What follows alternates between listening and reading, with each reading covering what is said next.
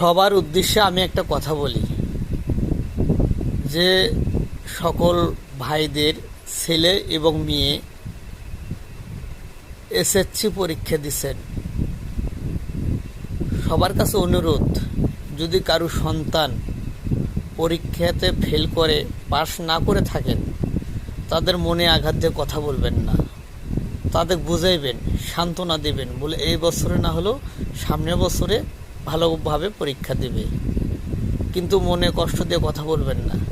কারণ এখনকার যুগ এমন হয়েছে যে কষ্ট পাইলে হয়তো বা আত্মহত্যা করে, বিষ খায়, বিভিন্ন তারা বিকল্প বুদ্ধি বেছে নেয়।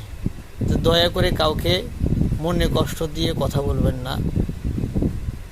অধিক বড় হওয়ার জন্য, শিক্ষিত হওয়ার জন্য আপনারা চেষ্টা চালায় যান, ভালো সান্ত্বনা দেন, ভালো কথা বলেন। যে সন্তান মানুষ হবে সে এমনিতেই হবে, মনে কষ্ট দিয়ে কোনো কথা বলবেন না। সকলকে ধন্যবাদ।